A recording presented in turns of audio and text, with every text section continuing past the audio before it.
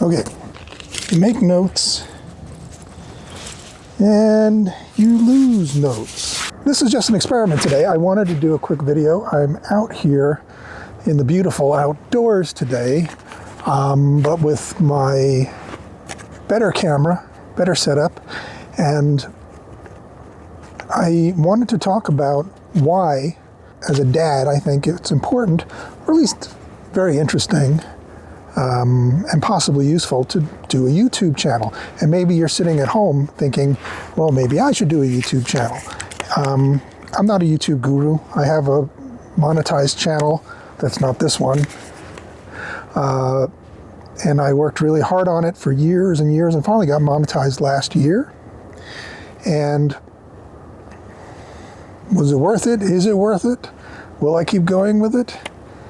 Probably yes to all of those, but a limited yes, a more limited yes than I used to answer, because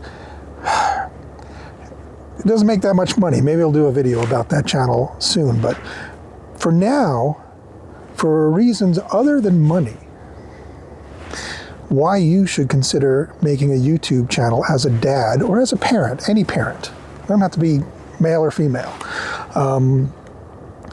And I had come up with 3 reasons and wrote them on a Post-it, and it's not this Post-it. So I'm going to wing it a little bit.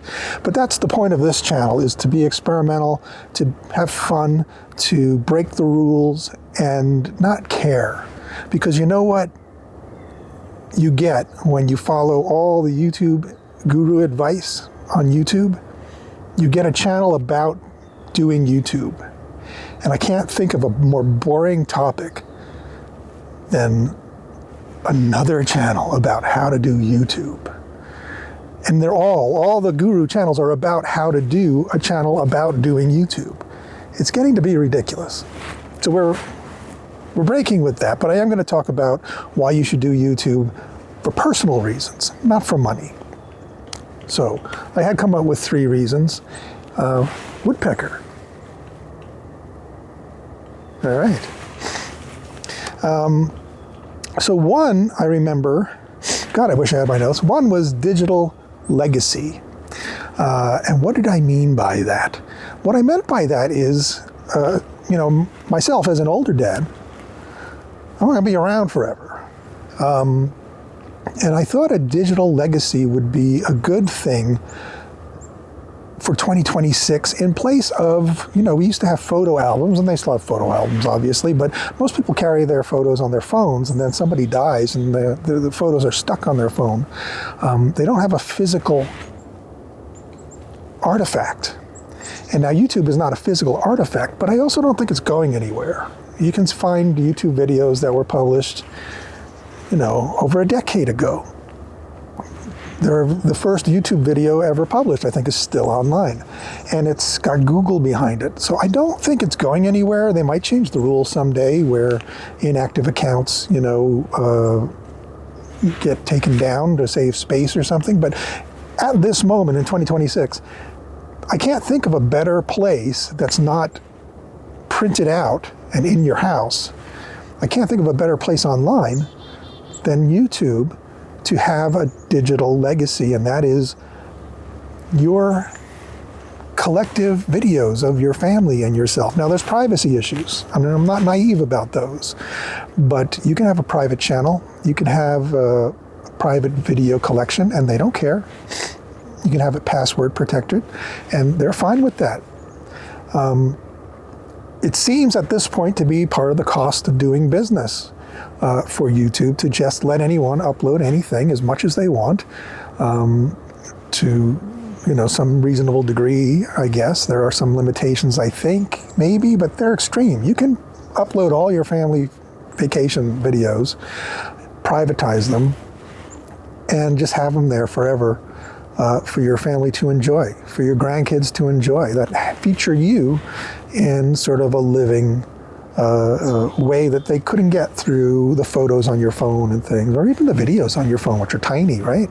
So that is one thing. Digital legacy, I think, is something that you can't put a price on. And you can download them, too, down in the future. If they say we're going to take down these free accounts, You can download them. I download YouTube videos all the time. They're not always in the original quality, but I think they're close. They're getting better about that. So think about that, and think about when you're gone, what you're leaving of yourself. Maybe digital legacy is the way to go. The other thing, now I remember point one that I wanted to tell you, which was something of your own. Now, if you're a young parent or an older parent like me, but I think especially if you're a young parent and you're running around crazy, you're taking all the advice, you're doing all the things, you're giving up all the personal time and the hobbies that you used to have and the pieces of you that sort of slip away, especially in those first couple of years. You know, they say the first 2 years of parenting are without sleep, and it's probably true. That's the way it was for us, and we've had many sleepless nights since. But it's important to have something that's yours, something of your own, something where you are the last word. Now, I know there are a lot of dads out there, or soon-to-be dads, who think their father knows best, right? Or you're going to come in and everyone's going to be the family you have in your imagination. That's not going to happen. And if it does, you're probably doing something wrong. That's just my opinion, okay? I see it as a team. I see it as, man, parenthood is an exercise in compromise. And not just with your spouse, but with your kids, because what you don't realize, because you've never been through it, is that your kid is a human being, and you are a human being that is probably more sensitive than you think you are right now. And you're going to change and bend and be a different person when you come out the other side, or just in the middle of it, right? So, it's cold. So it's nice to have something that's yours. Talk about the thing, set up the camera, and talk about the thing that you love doing that you just maybe don't always have time to do. There are plenty of YouTube channels where people have a passion and they share it with the world. And if you can't get to it, because it takes hour on hour on hour of self-time that you're not going to have, you can at least talk about it for 5 minutes and put up a video and share that connection and keep that connection, keep that thing, that passion alive in yourself through YouTube. I think that's kind of a wonderful thing, and you might wind up with community surrounding something you're interested in that you don't have time to do right now, but you can keep up with it through the eyes of others that you meet on YouTube, or just by making videos about it yourself, showing people what you've built in the past, or what you've done in the past, or written in the past. That's a way to keep that little fire burning inside while you're so busy being a parent that you just don't have time to do it any other way. And then the third reason I thought dads or moms should do a YouTube channel is a little bit connected to the first one, the digital legacy, but is more about living forever. What do I mean by that? I was just taken by the idea. Part of this channel was going to be letters to my daughter, because I am an older dad and I'm not going to be around forever. And I might live, into my 90s, and I might live to Friday. Who knows? You never know in this life. So I just keep thinking to myself, can I use YouTube as a way of just leaving behind my thoughts? Now that sounds pretentious, but I'm thinking of it in that way. Do you remember that first Superman movie from 1979 with Christopher Reeve and Marlon Brando, and his big head appears in the Fortress of Solitude and has sort of this interactive, he's been dead millennia by their reckoning, and but he's there for his son through these recordings, but they're sort of interactive because they're topical and he can go there and look for advice and stuff. I was thinking of having a subsection of this channel be letters to my daughter, where if I had something I thought was worth passing on to her, or talking about, or that I had come to another way of thinking about in life, that might save her a little time and agony talking about now, while I'm still alive, through videos, through letters essentially, video letters.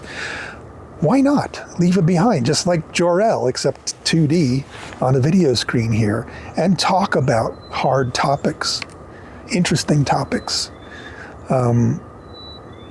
even as just a time capsule maybe, but I think maybe as something more utilitarian, something she can look at and be there with me for a moment, a specific moment in life where I might talk about, the difficulties of losing a friend, the difficulties of losing a relationship, or the happiness of planning your wedding or something.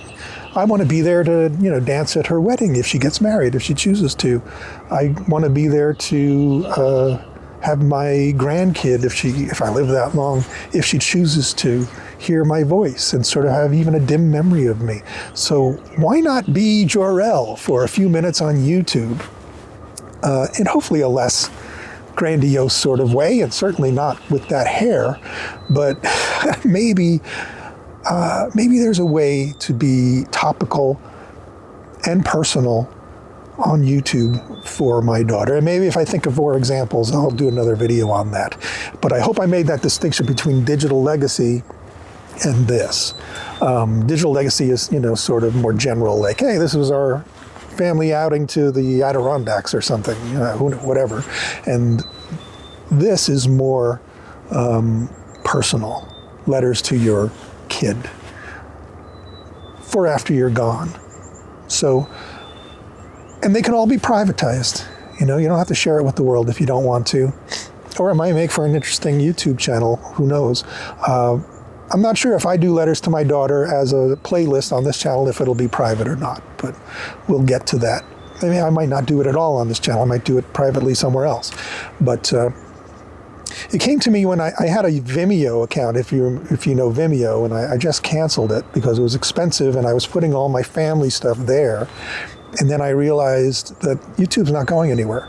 So I just moved it all over, or I haven't actually uploaded most of it yet, but my plan is to move it all over to a private YouTube channel and just have it live there and leave the passwords in my will to, the people that I leave behind. So think about that. Think about YouTube as a tool instead of a gig, part of the gig economy. Because honestly, for most of us, and I'm speaking as someone who has a monetized channel, it ain't all that. There's very few people who make it that. And we'll all try, right? But think of other uses for YouTube that can be more personal and more productive for you as a human being. Okay, so that's my 3 reasons to make a YouTube channel for parents, for dads specifically, because I'm talking from that point of view, but for moms, for parents. So that's it for today. I hope you enjoyed the beautiful Minnesota scenery, and I'll talk to you soon. Oh, like and subscribe.